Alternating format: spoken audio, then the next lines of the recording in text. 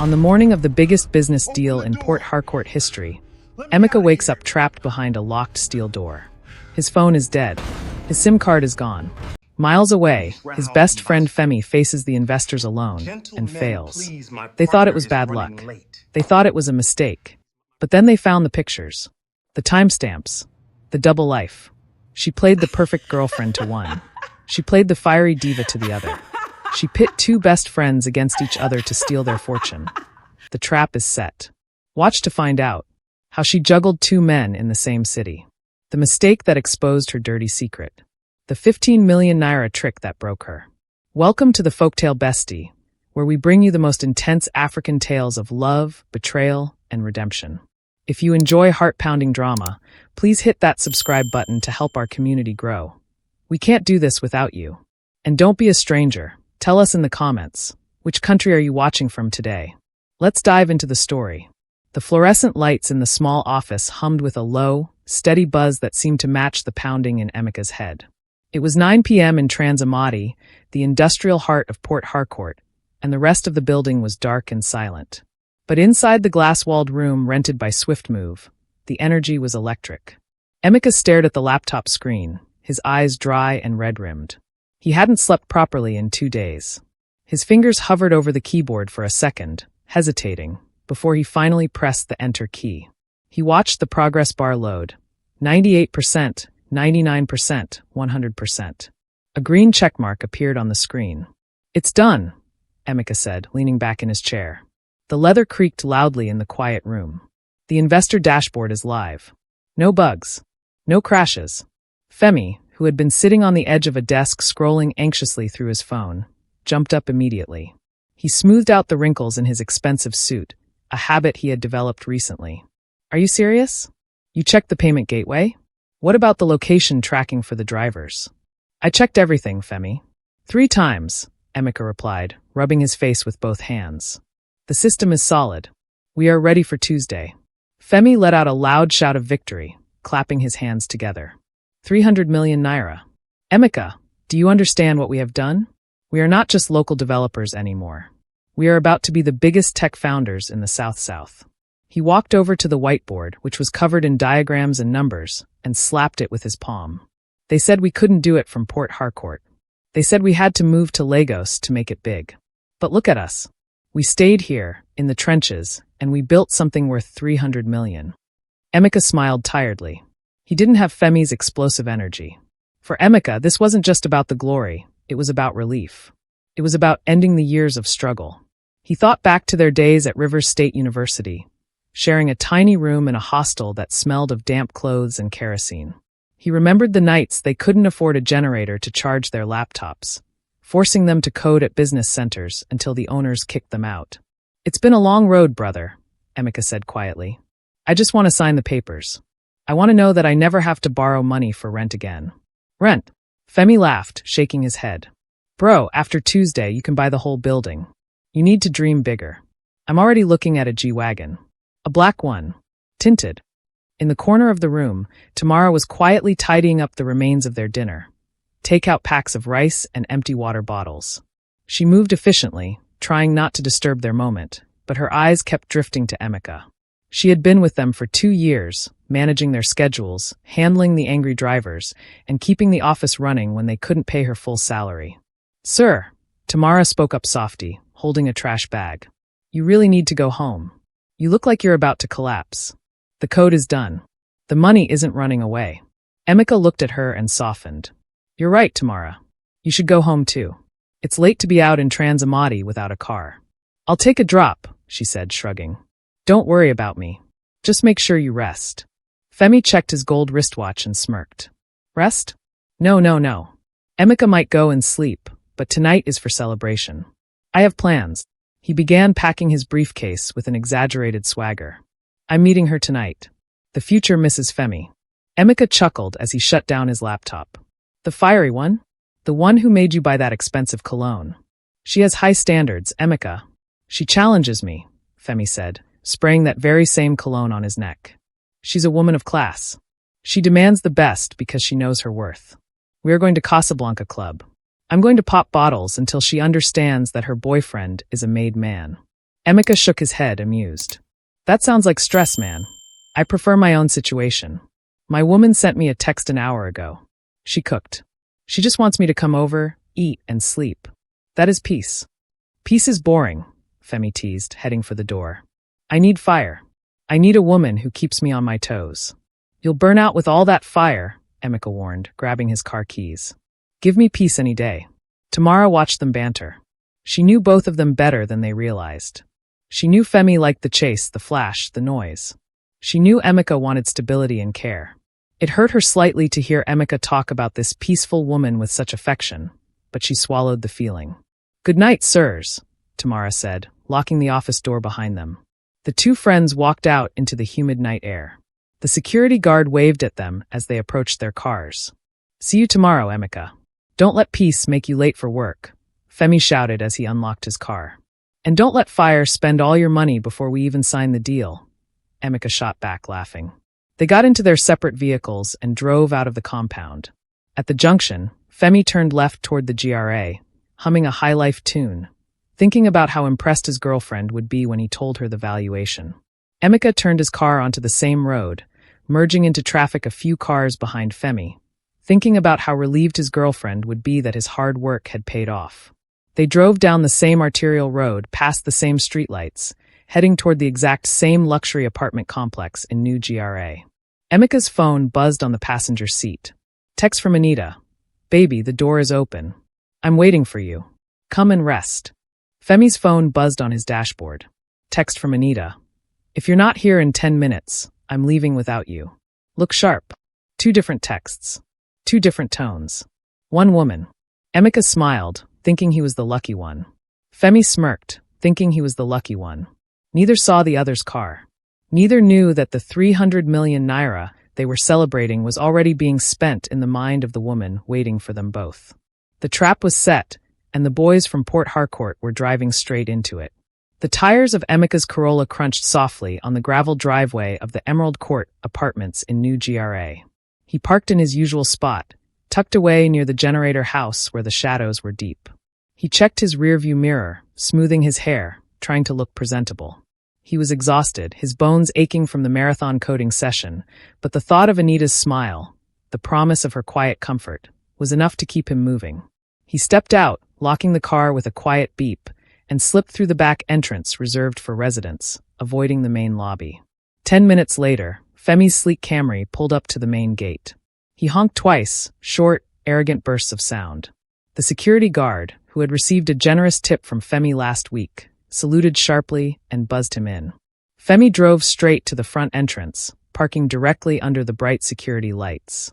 He stepped out, checking his reflection in the tinted window, adjusting his cufflinks. 2 men. 1 building. 2 completely different entrances. Upstairs, in apartment 4B, Anita watched the security feed on her iPad. She saw Emeka walking up the back stairs, carrying his worn-out laptop bag. She saw Femi striding toward the elevator, smelling of expensive cologne and entitlement. Showtime, she whispered to herself. Anita was not just a woman. She was an institution. She was a master of logistics that would have put Swiftmove to shame. To Emeka, she was the sanctuary he craved. For him, she wore simple cotton loungewear, tied her hair in a messy bun, and spoke softly, asking about his code and his dreams. She was Neka, the middle name she only used with him. To Femi, she was purely Anita. For him, she wore red lipstick, tight designer dresses that cost more than Emeka's rent, and 6-inch heels. She spoke loud, demanded attention, and laughed at his jokes only when they came with a credit card swipe. She was the trophy he felt he deserved. She moved with practiced speed. The apartment was designed for this. The living room was neutral, expensive but not personalized. There were no photos on the walls, just abstract art. She quickly hid the bottle of Hennessy Femi had left last time in the cabinet and replaced it with a bottle of water and a pack of fruit juice on the center table. She kicked Femi's forgotten gym bag deep under the sofa. The back door knocked. She transformed. Shoulders slumped, smile soft. She opened the door.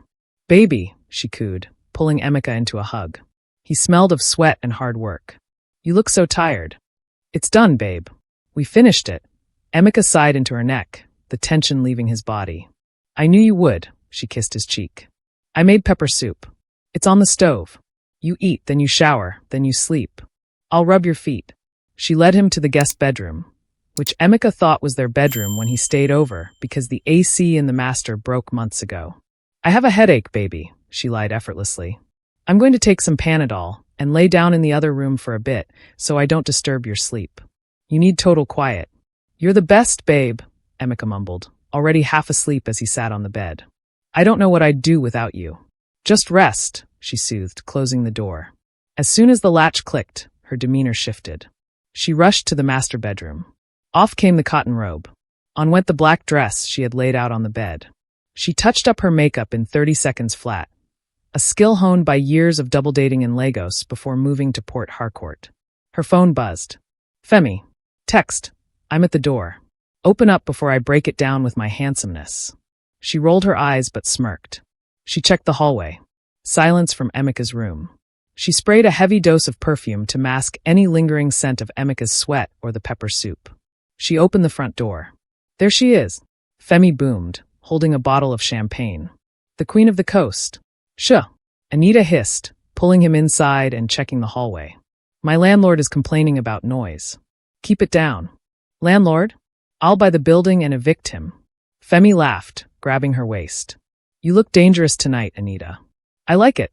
I dressed up for you, she purred, tracing a finger down his chest. But we can't stay here. This place is boring. Take me to Casablanca. That's the spirit. I want to celebrate. Emeka and we hit the jackpot today. 300 million, baby.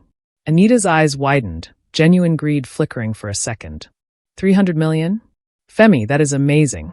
I did the heavy lifting, of course, Femi bragged, pouring himself a drink from the bottle he brought. Emeka is good with the keyboard, but I am the vision. I am the one who sells the dream.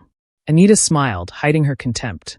She knew Femi was the talker and Emeka was the doer. But the talker was easier to manipulate. You are the king, she whispered. But kings need to spoil their queens. I saw a car today, Femi. A Mercedes. It would look so good next to your G-Wagon. A Mercedes? Femi paused, glass halfway to his lips. Babe, the money hasn't landed yet. Tuesday. Wait until Tuesday.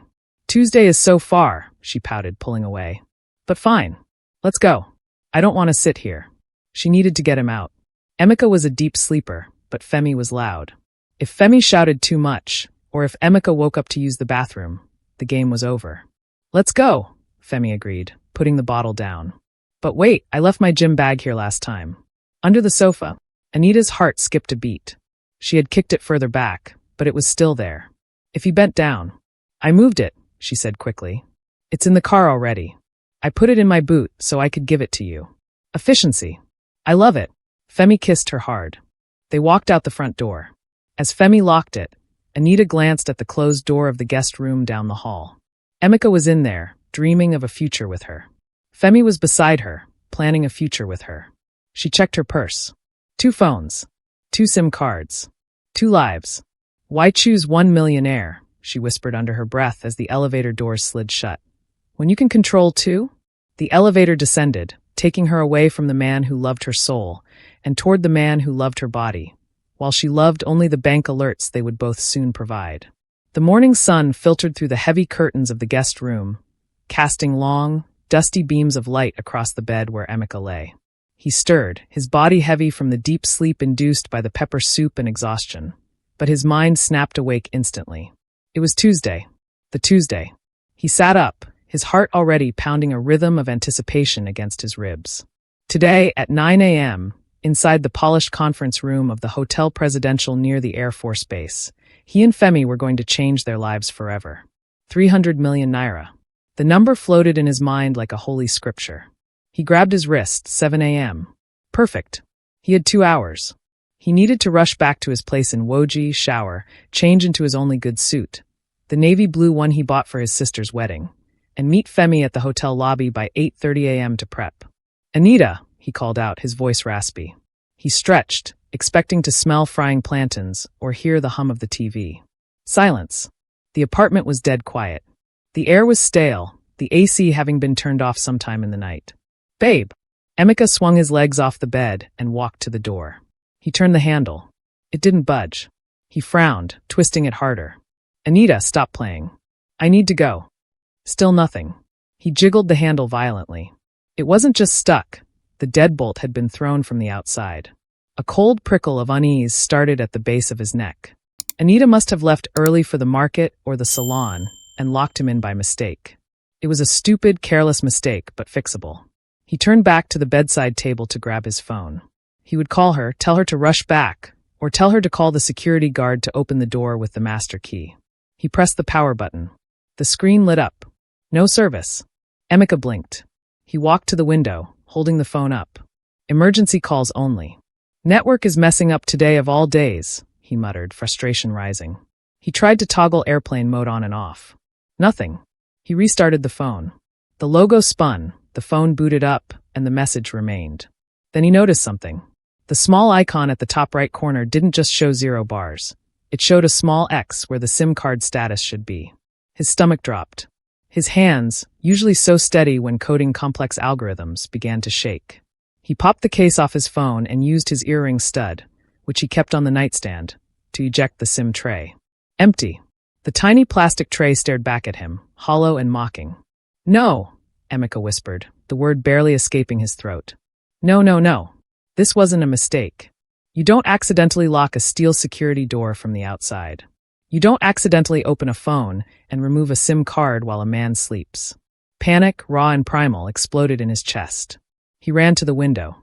It was barred with heavy, intricate iron burglary proofing, standard for ground floor apartments in Port Harcourt to keep thieves out. But now it was keeping him in. He ran back to the door and slammed his shoulder against it. Bam! The solid steel didn't even vibrate. It was a Turkish security door, built to withstand sledgehammers. Anita, he screamed, his voice tearing at his throat. Anita, open this door. I have a meeting. I have to go. He pounded until his knuckles bled. He looked around the room for a tool, anything. A lamp? A chair? He grabbed the heavy wooden chair from the corner and smashed it against the window bars.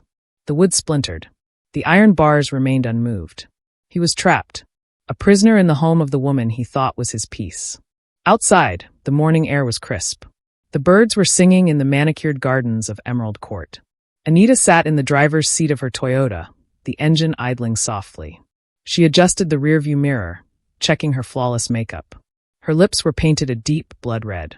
She looked up at the window of apartment 4B. She couldn't hear Emeka's screams through the soundproof glass of her car and the hum of the AC, but she could see the curtains twitching violently. She knew he was in there, raging like a trapped animal. She felt a flicker of pity, but she crushed it instantly like a mosquito. It had to be this way, Emeka, she whispered to her reflection. She had analyzed the two men like stocks. Emeka was smart, yes, but he was frugal. He was careful. If Emeka controlled the 300 million, he would lock it up in investments, real estate, and boring savings bonds. He would give her an allowance. He would budget. But Femi? Femi was vanity personified. Femi wanted the world to see him shine. If Femi secured the deal alone today, he would feel like a god. His ego would inflate, and his wallet would open. A man with an ego like Femi's was easy to milk. He would buy the cars, the trips, the lifestyle she demanded, just to prove he could. She needed Femi to be the hero. She needed Emeka out of the picture so Femi could take full credit and full control. A divided partnership was easier to plunder. She picked up Emeka's SIM card from the passenger seat, looked at it one last time, and dropped it into her cup of coffee. Sorry, baby, she said coolly. Business is business. She shifted the gear into drive. As she pulled out of the compound, passing the security gate, she didn't look back. Inside the apartment, Emeka slid down the door, his head in his hands. Watching the time on his phone tick to 7:45 a.m. The realization was heavier than the steel door. The woman he loved hadn't just locked him in, she had locked him out of his future. At the Hotel Presidential, the air conditioning was set to a freezing temperature, but Femi was sweating profusely. It was 9:45 a.m. The meeting had started 45 minutes ago. The plush conference room, with its view of the Air Force Base and the busy ABA road, felt like an interrogation cell. Mr. Adebayo, the lead investor from Lagos, tapped his Mont Blanc pen rhythmically against the mahogany table. Tap, tap, tap. It was the sound of opportunity slipping away. So, Femi, Mr. Adebayo said, his voice smooth but cold. The user interface is pretty. You sell the dream well. But my technical lead here, Tola, has a question about the backend scalability. If we onboard 50,000 drivers in Port Harcourt by Q3, how does your algorithm handle the concurrent geolocation requests without crashing the AWS server? Femi froze. He adjusted his glasses, a nervous tic that had gone from charming to desperate. He looked at the empty chair beside him, Emeka's chair. That was Emeka's domain. Femi sold the car. Emeka built the engine. Well, sir, Femi stammered, wiping his forehead with a handkerchief. The server is very strong. It's robust. We have cloud things. Tola, the technical lead, scoffed, closing his laptop. Cloud things? You don't know the architecture of your own product? My partner, Emeka, he has the technical specs. He was supposed to be here, Femi pleaded, his charisma evaporating. He had an emergency. Mr. Adebayo stood up, buttoning his suit jacket. We don't invest in emergencies, Femi. And we definitely don't invest in half teams. When you get your house in order, maybe call us. But for now, we are done. The investors walked out. The door clicked shut, echoing like a gunshot. Femi sat alone in the empty room, the silence deafening. 300 million Naira had just walked out the door, and Emeka was nowhere to be found. By the time Femi arrived at Emeka's rented bungalow in Woji that evening, the Port Harcourt sky had opened up, pouring rain that turned the dusty streets into rivers of mud. Emeka was sitting on his worn-out sofa, holding an ice pack to his bruised knuckles. Injuries sustained from pounding on Anita's steel door for 4 hours before the estate security finally heard him and used the master key to let him out. He looked shell-shocked, a man who had seen a ghost. The front door flew open.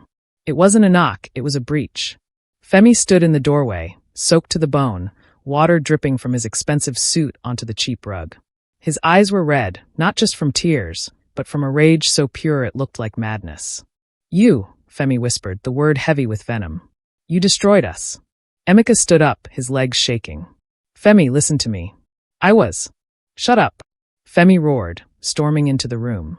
He threw his briefcase against the wall, smashing a framed photo of the two of them from their graduation day.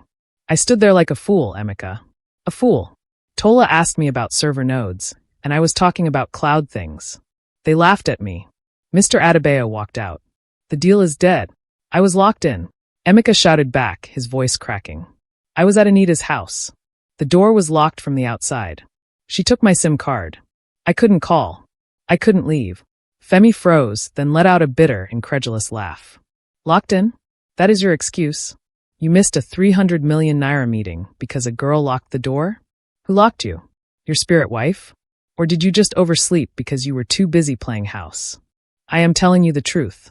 Anita did this. Don't you dare call her name. Femi shoved Emeka hard in the chest. Anita was with me. She dropped me off at the hotel. She was supporting me while you were sabotaging me. You've always been jealous, haven't you? You hate that I'm the face of the company. You wanted to embarrass me. I am the brain of the company. Emeka shoved back.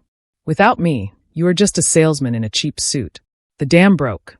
Years of unspoken resentment. Femi's insecurity about his technical skills, Emeka's jealousy of Femi's popularity, exploded.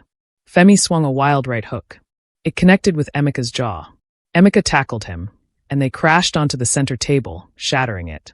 They rolled on the floor, throwing punches that lacked technique, but carried the weight of brotherhood betrayed. Femi's lip burst. Emeka's eyes swelled. They fought until they were both too exhausted to move, lying amidst the wreckage of their living room and their friendship. Get out, Emeka wheezed, clutching his ribs. Take your share of the company assets and get out. Swift move is dead. Femi spat blood onto the floor. There is no swift move. You killed it. An hour later, Femi sat on the plush leather sofa in Anita's apartment in GRA. He was shivering, holding a glass of brandy with a trembling hand. Anita sat beside him, dabbing a cut on his eyebrow with antiseptic cotton. Her touch was gentle, her expression filled with practiced concern. I can't believe he hit you, Anita cooed softly. After everything you did for him? You carried that boy, Femi. You made him relevant. He said you locked him in, Femi muttered, staring at the floor.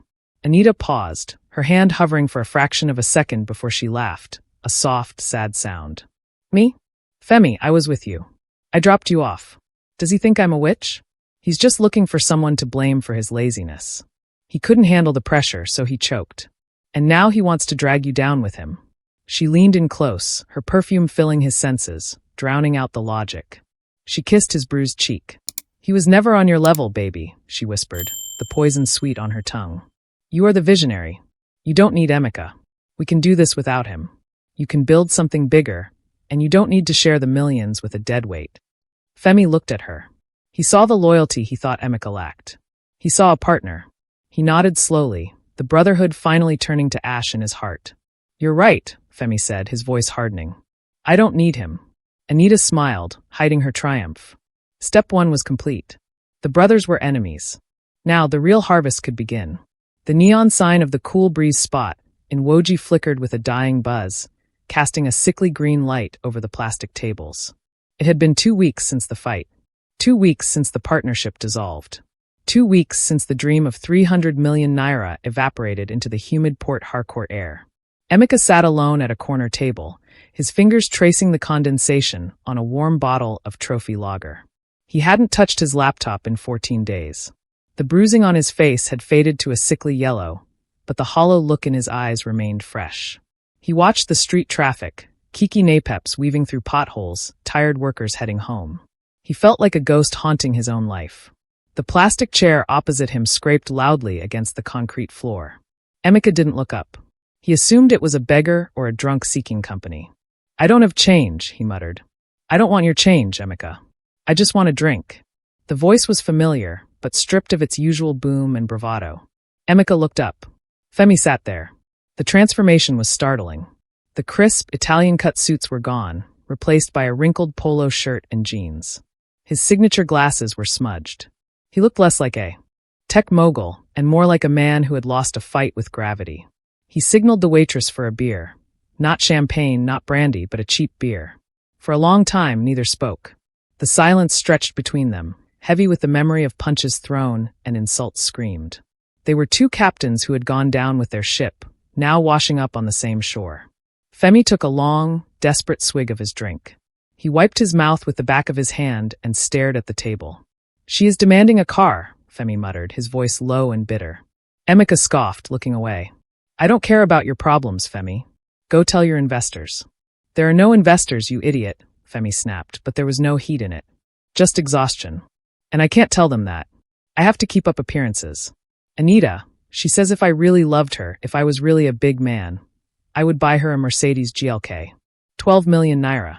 She says her friends are laughing at her Toyota." Emeka froze. The glass stopped halfway to his mouth. A cold sense of déjà vu crawled up his spine. "A Mercedes?" Emeka asked quietly. "Yes.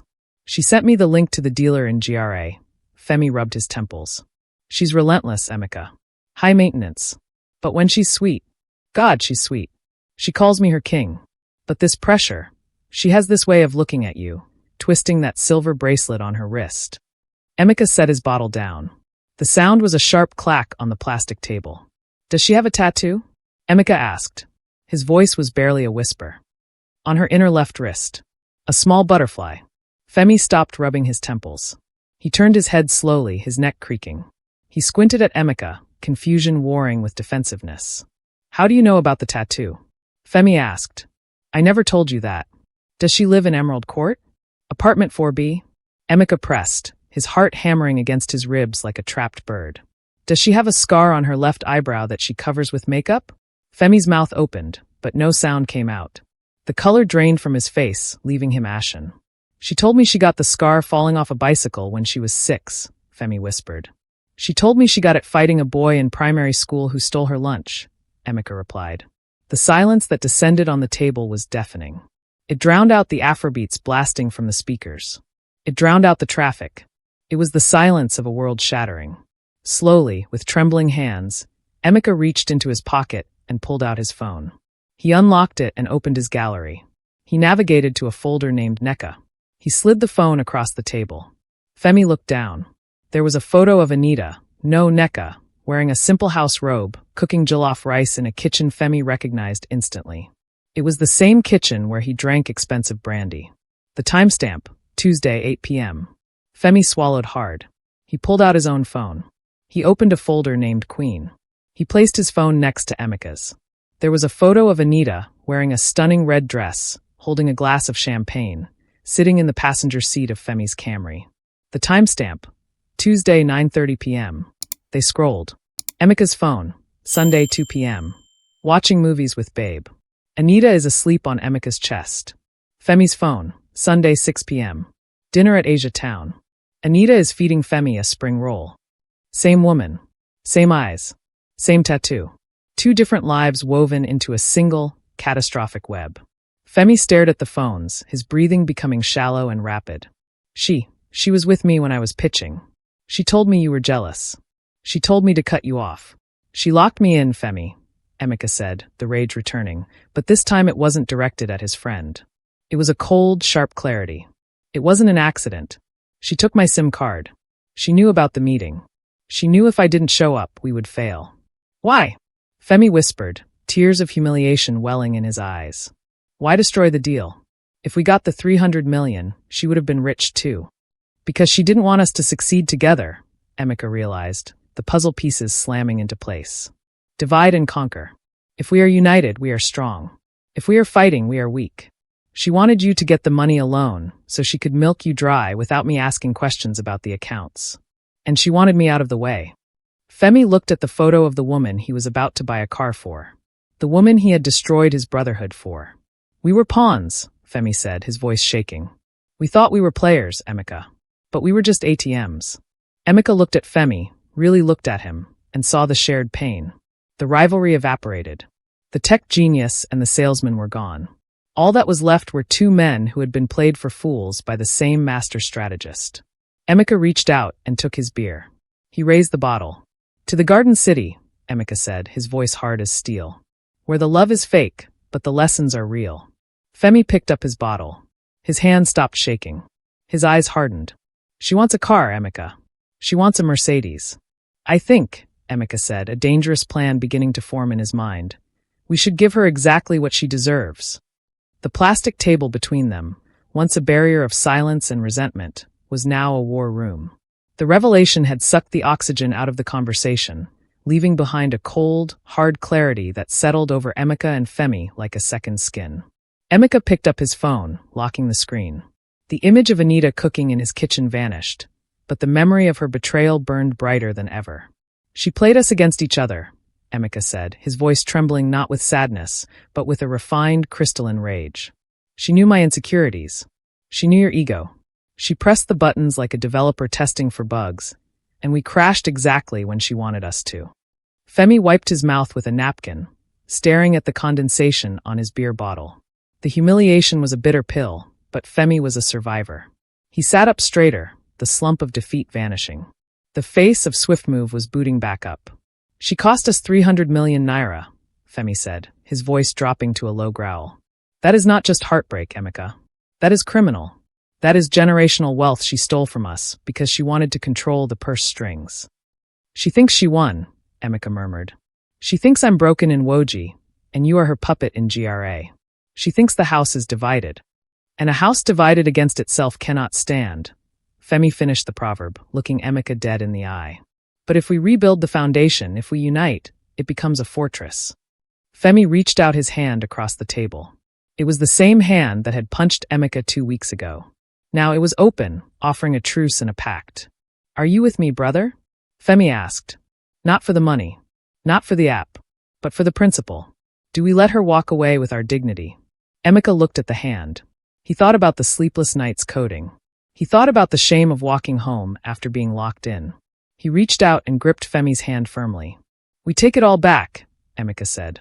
The company. The reputation. And we make sure she pays for the sabotage. She wants money? Femi sneered, a dangerous glint returning to his eyes. Let's give her the illusion of money. She wants a Mercedes? I'll promise her a private jet if that's what it takes to get her to open her mouth wide enough to swallow the hook. They spent the next hour speaking in hushed tones, plotting with the precision of a military operation. The rivalry was gone, replaced by a terrifying synergy. Emika's analytical mind dissected Anita's patterns. Her greed, her timing, her need for validation. Femi's social intelligence crafted the narrative. The lies he would tell, the emotions he would fake. I have to go back to her tonight, Femi said, checking his watch. I have to act like I still hate you. I have to tell her that I'm cutting you out of the business completely. Good, Emika nodded. Tell her I'm threatening to sue. Tell her I'm desperate. Make me look weak. She loves weakness. It makes her feel powerful. When she feels powerful, she gets sloppy. And the app? Femi asked, the worry returning. Mr. Adebayo, the investors. I can fix the back-end logs, Emeka said confidently. I can prove the system downtime on Tuesday was a local network isolation, which technically it was since she removed my SIM. I'll write a report showing the system was live and stable. We can email Mr. Adebayo. We ask for a second chance. Not as a pitch, but as a demonstration. We need someone on the inside, Femi mused. Someone to handle the admin while we execute this operation. Someone loyal. They both paused. The name hung in the air, unspoken but obvious. Tamara, Emeka said. She called me every day after the fight, Femi admitted, looking ashamed. Asking if we were okay. Trying to mediate. I ignored her. She came to my house to bring food, Emeka added softly. I didn't open the door. I was too ashamed. We need her, Femi said. We can't do this alone. They paid the bill, splitting it 50/50ths for the first time in years, and walked out of the bar. The humid night air of Woji felt different now. It didn't feel oppressive. It felt like a stage. They drove in convoy back to Trans Amadi, not to the GRA. They pulled up to the dark office building. The security guard was surprised to see them, especially together. They walked into the silent office. The smell of stale air and dust greeted them. The whiteboard still had the 300 million written on it in red marker, now looking like a taunt. Emeka picked up the eraser. He wiped the board clean.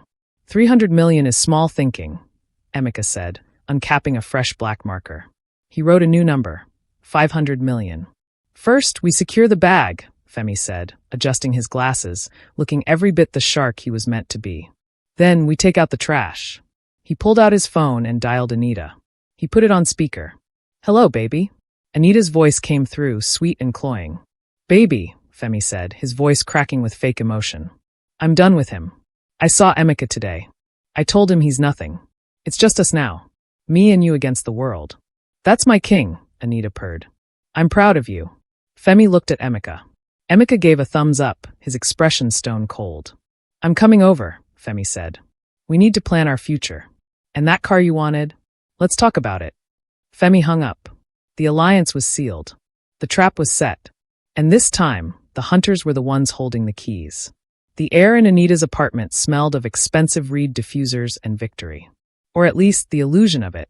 Femi stood in the center of the living room, holding a bottle of Dom Perignon that Emeka had bought from a supermarket in GRA. Not the authentic vintage, but a convincing enough replica for someone who drank labels rather than wine. Femi's shirt was unbuttoned at the collar, his face flushed with the adrenaline of the performance he was about to deliver. I did it, Anita, Femi announced, his voice booming off the cream-colored walls. I sold it. I sold the whole thing. Anita, who had been lounging on the sofa scrolling through Instagram, dropped her phone. She scrambled up, her silk robe rustling. You sold Swift Move? Without Emeka. Emeka? Femi scoffed, pouring the sparkling wine into 2 flutes. Emeka is history. I met with a private equity firm from Abuja this morning. They loved my vision. They loved my pitch. They bought the IP, the code, the brand, everything. 600 million naira, Anita. Cash. He handed her the glass. Anita's hands were shaking, her eyes wide as saucers. She wasn't looking at Femi. She was looking past him, seeing the zeros in a bank account she didn't even have access to yet. 600 million? She breathed, the number rolling off her tongue like a prayer. Femi, oh my God. You are a genius. We are rich, baby, Femi said, stepping closer. And a king needs his queen to be official before the wire transfer clears next week. I don't want to enter this new life as a boyfriend. I want to enter it as a husband. He reached into his pocket and pulled out a black velvet box. Anita gasped, her hands flying to her mouth. Femi dropped to one knee. He opened the box. Inside sat a ring with a stone the size of a pigeon's egg. It glittered violently under the chandelier light, throwing rainbows across the room. It was a masterpiece of deception, a high-grade cubic zirconia set in silver-plated brass, sourced by Emeka from a theater costume supplier in Lagos for 15,000 naira. To the untrained eye, it was a 5-carat diamond worth millions. To Anita, it was the ultimate trophy. Anita, Femi said, reciting the lines Emeka had texted him 10 minutes ago. You stood by me when I had nothing but a laptop and a dream. You pushed me to be greater. Will you marry me? Yes. Anita screamed, the sound piercing the quiet of the apartment. Yes. Yes. 1,000 times yes. She snatched the ring from the box and shoved it onto her finger. It was slightly loose, but she clenched her fist to keep it in place. She held her hand out, admiring the fake sparkle, blind to the irony. We need to celebrate. Anita shouted, pacing the room. Femi, we need to plan. People need to know. My exes need to know.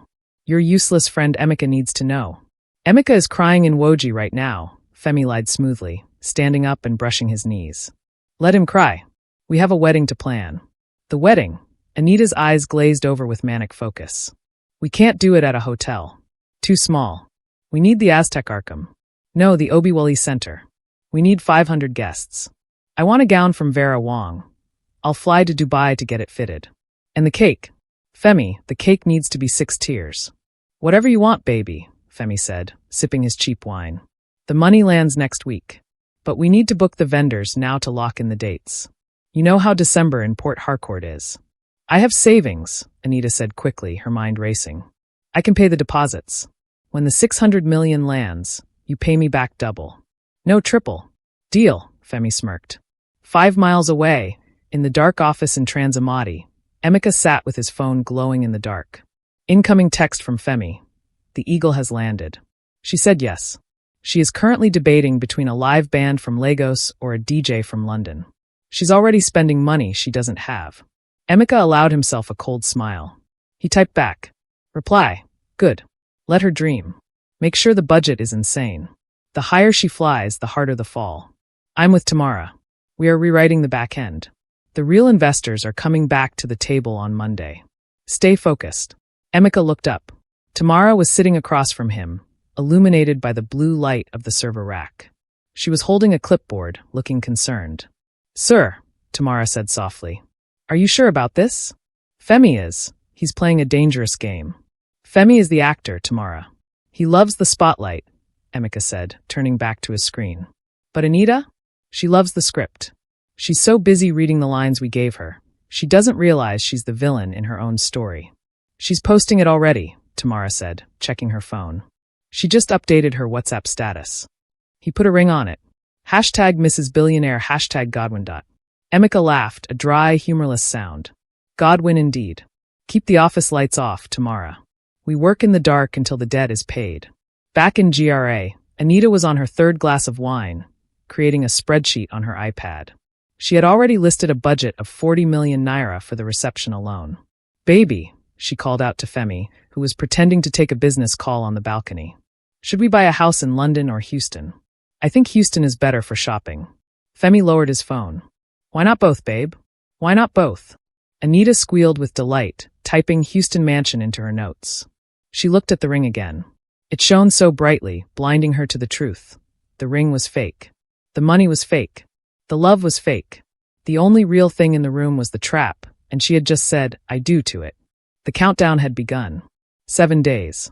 Anita's apartment in GRA looked less like a home and more like a logistics command center for a military invasion. Swatches of expensive lace, varying shades of teal and gold, the wedding colors, were draped over every piece of furniture. A mock-up of the 6-tier cake sat on the dining table, next to stacks of gold-embossed invitations that had cost 5,000 naira each to print. She was on the phone with the event planner, screaming. I said fresh orchids, Chidinma. Orchids imported from Singapore. If I see a single plastic flower at the reception, I will arrest you. Do you know who I am marrying? My husband is a billionaire. She hung up, breathless, fanning herself with a wedding program. She felt powerful. She felt invincible. Then the front door opened. Femi walked in. He didn't stride in like the king she had grown accustomed to. He shuffled. His blazer was thrown over his shoulder, his tie was undone, and his face was a mask of sheer devastation. He looked like a man who had just been told the world was ending. Anita froze. The silence in the room was heavy, suffocating the joy of the wedding prep. Baby, Anita asked, her voice trembling. Femi, what is it? Is it the car? Did they sell the Benz? Femi collapsed onto the sofa, burying his head in his hands. He let out a groan that sounded like a wounded animal. It's not the car, Anita, Femi mumbled into his palms. It's everything. It's the money. Anita dropped the fabric she was holding. What do you mean the money? Femi looked up, his eyes bloodshot. A trick achieved by rubbing a tiny bit of tiger balm near his tear ducts before entering the elevator. The wire transfer, Femi choked out. The 600 million from the investors. It was flagged. The UK bank paused it. They are demanding a compliance audit because of the volume. They think it's money laundering. Money laundering? Anita shrieked. But it's a legit sale. Tell them. Call them. I did. Femi stood up, pacing frantically. I've been on the phone for 5 hours. They said the audit takes 90 days. 90 days, Anita. The wedding is in 7 days. The vendors need their final payments tomorrow. The venue, the caterer, the decorators. If we don't pay by noon tomorrow, they pull out. We lose the deposits. We lose the date. We lose face. Anita sank into the armchair. 90 days? Femi, the invites are out. People are flying in from London. If we cancel, they will laugh at me. My enemies will laugh at me. I know, Femi whispered, kneeling in front of her. I failed you. I'm sorry. He made to stand up, acting defeated, but Anita grabbed his arm. Her mind was racing. She couldn't go back to being a regular girl. Not after the hashtags. Not after the bragging. Is there no other way? She asked desperately. Femi hesitated. He looked away, biting his lip. This was the moment. The hook. There is one way, he said slowly. But it's risky. And it's expensive. Tell me, Anita commanded. I have a silent partner. A guy in Abuja who helped set up the deal. He has a backdoor channel to the bank's compliance officer. He says he can clear the processing fee and get the funds released in 24 hours. But the fee is high. How much? 15 million naira, Femi said, the number hanging in the air like a guillotine blade. Anita recoiled. 15 million? Femi, that is madness. I know. Femi shouted, running his hands through his hair. And I don't have it liquid. My accounts are frozen pending the audit. I have nothing until that 600 million lands.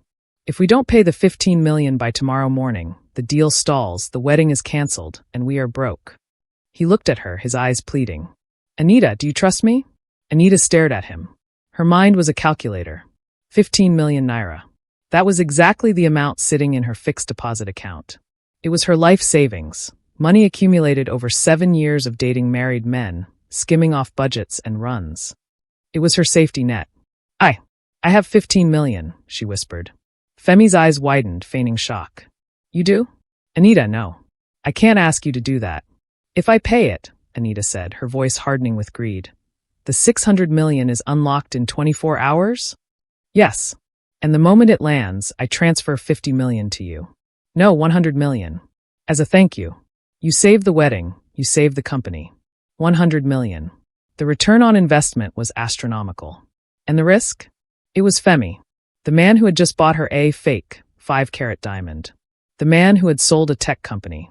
He was a sure bet. It's just for 24 hours? She asked, her finger hovering over her banking app. 24 hours, baby. I swear on my life. I swear on our love. Femi kissed her forehead, his lips cold. Send it to the partner's account. It's a consultancy firm. Green Fortress Solutions. Green Fortress. A house united is a fortress. Femi suppressed a smirk. Anita typed in the account number. Her hands shook. This was everything she had. But the fear of public shame, of canceling the wedding, was stronger than her fear of poverty. Amount, 15 million.00. Remark, processing fee. She pressed send. She pressed her thumb to the screen for biometric approval. Transaction successful. Femi's phone buzzed in his pocket. A text from Emeka. Alert, received. The trap is sprung. Femi exhaled, hugging Anita tightly. You saved us, baby. You are the best wife a man could ask for. Anita hugged him back, her heart pounding with a mixture of terror and exhilaration. Just make sure that 100 million comes tomorrow, Femi. Don't worry, Femi whispered into her hair, his eyes cold and dead. You'll get exactly what you deserve. The event center on Mummy Road was transformed into a kingdom of teal and gold. It was the wedding of the year, exactly as Anita had demanded. The air conditioning was blasting, chilling the massive hall which was filled to capacity with Port Harcourt's elite. Oil workers, politicians, Instagram influencers, and slay queens, all vying for the best camera angles. Anita stood at the altar, a vision in white. Her gown, a custom-made lace masterpiece she claimed was from Dubai, but was actually sewn overnight by a stressed tailor in Remulla, hugged her curves perfectly. She clutched her bouquet of imported orchids, fresh, just as she had screamed for. She checked the time. It was 11 a.m. The groom was late. A murmur rippled through the crowd. Her friends in the front row, wearing aso-ebi that cost 50,000 naira a yard, whispered behind their fans. "He's just nervous," Anita whispered to herself, forcing a smile that didn't reach her eyes. Her stomach was in knots, not from love, but from the 15 million naira she had transferred yesterday. She needed Femi to walk through those doors, say, "I do," and unlock the 600 million. Suddenly, the heavy double doors at the back of the hall swung open. The live band, confused, struck up a triumphant entrance tune. But the music died out almost instantly, trailing off into a discordant squeak of a saxophone. Femi walked in. There was no tuxedo, no traditional agbada, no polished shoes. Femi was wearing a faded pair of blue jeans, a plain white t-shirt, and sneakers. He walked with a relaxed, casual stroll, his hands in his pockets. And he wasn't alone. Walking beside him, matching his stride, was Emeka. Emeka wore a similar outfit, jeans and a black polo shirt. The bruising on his face had healed, leaving him looking sharp and dangerous. The silence in the hall was absolute. You could hear the hum of the air conditioners. 500 guests froze, phones raised, recording the spectacle. Anita's smile faltered, then crumbled. She took a step forward, her heels clicking on the marble floor. "Baby?" she called out, her voice trembling, amplified by the lapel mic she was wearing. "What is this? Where is your suit?" Femi didn't answer. He walked straight up the aisle, ignoring the gasps of the guests. He climbed the steps to the altar, took the microphone from the stunned pastor, and turned to face the crowd. "Good afternoon, Port Harcourt." Femi's voice boomed through the speakers, calm and steady. "I apologize for the confusion. I know you all came here for a wedding. You came to eat jollof rice and celebrate love." He turned slowly to look at Anita. She looked small now, trapped in her massive dress. "But there is no wedding," Femi said coldly. "Because you cannot marry a fraud." Anita gasped, reaching for his arm. "Femi, stop. Are you mad?" "The stress." Femi pulled away sharply. "This woman," he pointed a finger at her, "destroyed a brotherhood for money. She played two best friends against each other. She dated us both simultaneously, one for peace and one for profit. She sabotaged a 300 million naira business deal by locking my partner, Emeka, inside her house and stealing his SIM card." The crowd erupted. Jesus!" screamed a woman in the back. Phones flashed like lightning. "She thought she was smart," Femi continued, his voice rising over the noise. "She thought she could separate us. But she forgot one thing. Port Harcourt boys don't stay down." Anita looked around, frantic. Her world was dissolving. She looked at Emeka. "Emeka, please. Tell him we are friends." Emeka stepped forward. He didn't look angry. He looked pitying. He reached into his back pocket and pulled out a large, oversized presentation check, the kind used for charity donations. "You wanted a return on your investment, Anita?" Emeka spoke into the pastor's handheld mic. "You transferred 15 million naira yesterday. You thought it was a bribe to unlock stolen funds. You thought you were buying a lifestyle." He flipped the board over. The guests craned their necks to see. "Pay to the order of Motherless Babies Home, Elelanwo. Amount, 15 million.00 naira. Donor, Anita, the bride." "We donated it," Emeka said, his voice cutting like a knife. "Every single kobo. We went to the orphanage this morning. They were very happy. They said you are a saint, Anita. You finally did something good with your life." "My money," Anita whispered, her knees giving way. "My savings. 15 million. Consider it penance," Femi said, leaning in close so only she could hear, though the mic caught it. "For the 300 million you cost us. For the brotherhood you tried to kill. You wanted to be a queen? Well, queens are generous." Femi dropped the microphone. It hit the floor with a deafening thud.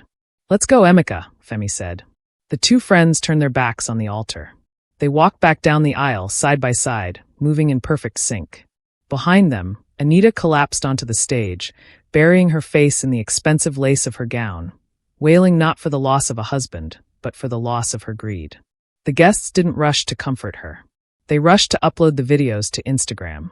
As they pushed open the doors and walked out into the bright afternoon sun, Femi put an arm around Emeka's shoulder.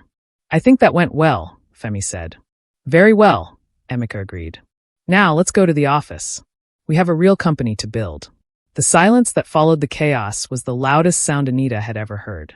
The guests had dispersed like smoke in the wind, rushing home to blog, tweet, and gossip about the wedding of the century that turned into the scandal of the decade. Anita sat on the cold marble steps of the altar, her expensive lace gown pooled around her like a shroud. Mascara ran down her cheeks in black rivulets, staining the fabric. The hall was empty, save for a few cleaners sweeping up the confetti and the event planner, Chidinma, who stood a few feet away with an invoice pad. "Madam," Chidinma said, her voice devoid of sympathy. "The balance for the hall and the food. Who is paying?"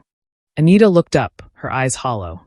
The 15 million naira was gone, donated to orphans who would sleep better tonight than she ever would again. The 600 million naira phantom deal was gone. Femi was gone. Emeka was gone. I don't have it," Anita whispered. "Then leave the dress," Chidinma said coldly. "And the jewelry. We will sell them to cover part of the cost. The police are already outside waiting for a statement regarding the unpaid vendors." Anita stood up, shaking.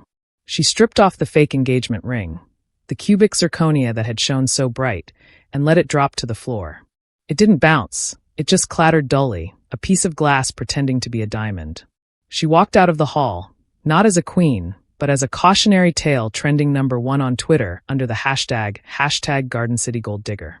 6 months later, the sun beat down on Transamati, but inside the newly renovated offices of Swiftmove, the air was cool and crisp. The hum of the cheap window unit was gone, replaced by a central cooling system that whispered of success. The glass walls were now frosted. The desks were mahogany, and on the whiteboard, the number 500 million was circled in permanent green ink. "Sign here, gentlemen," Mr. Adebayo said, sliding the heavy document across the table. The same investor who had walked out on them half a year ago was now smiling like a proud father. "I must admit, the new security protocols and the back-end redundancy you built, it's world-class. You didn't just fix the app, you reinvented it." Femi signed first. He did it with a flourish, but there was a new maturity in his movement. He didn't brag. He didn't talk about buying a G-Wagon. He simply passed the pen to Emeka. Emeka signed his name. The ink dried. The deal was done. 500 million naira. "Congratulations," Mr. Adebayo shook their hands. River State should be proud. As the investors left, Femi exhaled, leaning against the wall. "We did it, brother. We actually did it." "We did," Emeka smiled. "And we did it the right way." "I'm heading home," Femi said, grabbing his keys. "My mom is cooking dinner. No clubs tonight. No fire. Just family. Good night, Femi." Emeka stayed behind. The office quieted down as the staff left, leaving only the soft glow of the monitors. He walked to the back of the room where Tamara sat, organizing the physical contracts into a filing cabinet. She looked tired but focused. She hadn't asked for a raise, though Emeka had tripled her salary last month. She hadn't asked for credit, though she had managed the entire team while Emeka and Femi rebuilt the code.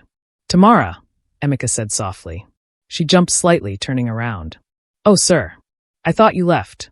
Do you need a file?" "No," Emeka said, walking closer. He looked at her, really looked at her. She wasn't wearing designer clothes. She wore a simple Ankara skirt and blouse. She didn't have a butterfly tattoo or a fake British accent. She had ink stains on her fingers and eyes that held a quiet, steady strength. "I just wanted to say thank you," Emeka said. "For the food you brought when I was broken.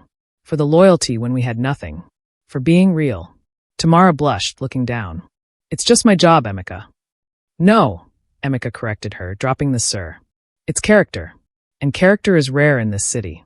He reached out and took the file from her hand, placing it on the desk. "Are you hungry? There's a new place in GRA. Quiet. Good food. I'd love to take you." Tamara looked up, searching his face for any sign of a game. She saw none. She saw the man who had learned the hard way that flash fades, but substance remains. "I would like that," she smiled. A genuine, warm smile that reached her eyes. "Let's go," Emeka said, offering her his arm.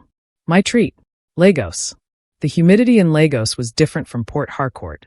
It was heavier, thicker with the exhaust of millions of people fighting to survive. On a crowded Danfo bus stuck in traffic on the third mainland bridge, a woman sat by the window, clutching a worn-out handbag. Her face was scrubbed clean of makeup, revealing the faint scar on her eyebrow. Anita stared out at the lagoon.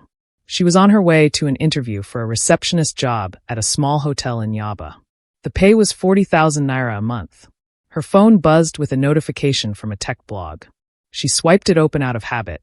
Headline: Port Harcourt tech duo Swiftmove closes historic 500 million naira deal. The picture showed Femi and Emeka shaking hands with investors. They looked strong. They looked happy. And in the background of the photo, blurred but visible, stood a woman in an Ankara skirt, smiling at Emeka. Anita stared at the screen until her eyes burned. A tear rolled down her cheek, hot and bitter. She swiped the notification away, but the truth remained. She had held the winning lottery ticket in her hands, 2 of them, and she had torn them up because she wanted to cash them both at the same time.